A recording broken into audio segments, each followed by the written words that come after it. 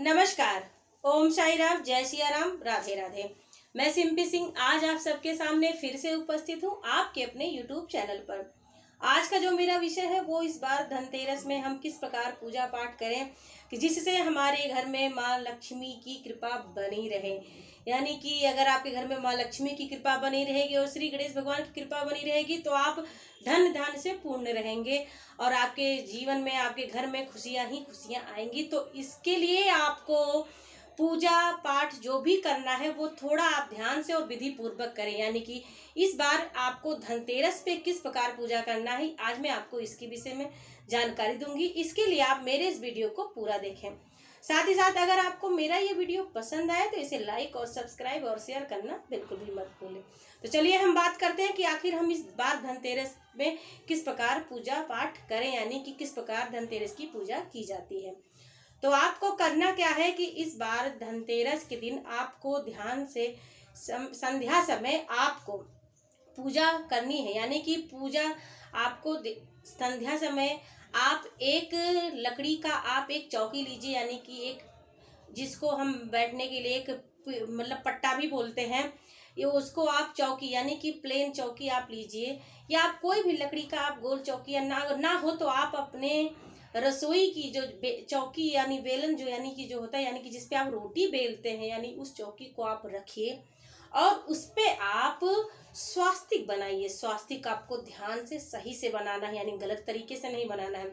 स्वास्तिक आप अच्छे से बनाइए और स्वास्तिक बनाने के बाद में आपको उस पर एक दीपक रखना है, क्योंकि आपका जो धनतेरस का जो शाम के संध्या के समय यानी कि जो पूजा होती है, यम की पूजा आपको करनी है, उसके लिए केवल आपको एक ही दीपक रखना है और उस एक दीपक में आपको बत्ती रखनी है, यानी कि एक बाती रखनी है और उस पे आप कोड़ी आपको छेद वाली लेना है, आपको उस दीपक में आप डाल दीजिए और आप उसमें अब रोली से आप तिलक लगाएं। तिलक लगाने के बाद में आप उस पे चावल चढ़ाएं, यानी कि चावल भी अर्पित करना है, ऐसा नहीं कि आपको दीपक में डाल देना है, उसमें आपको अर्पित करना है और आपको फूल भी अर्पित करना है।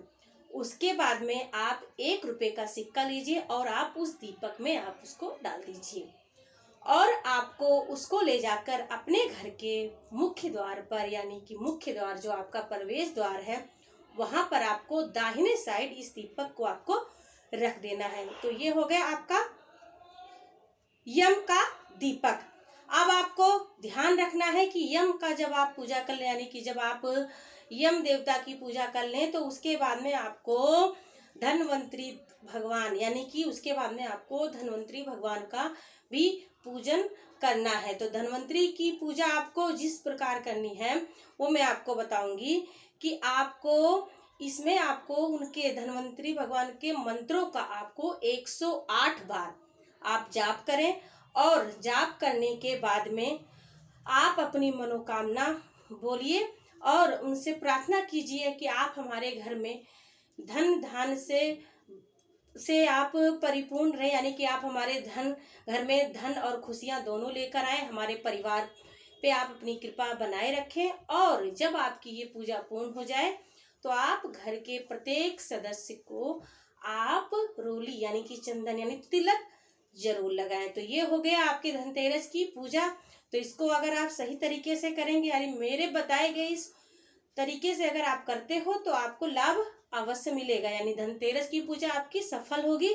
आपके घर में माँ लक्ष्मी की कृपा आपके घर में जरूर बनी रहेगी। तो ये और अगर आपको और भी जानकारी चाहिए, यानी कि ज्योतिष से लेकर कोई भी मन में सवाल है या आप अपनी कुंडली का विश्लेषण करवाना चाहते हैं तो आप मेरे इस वीडियो में दिए गए नंबर पर कॉल कर सकते हैं, आपको पूरी जानकारी दी जाएगी।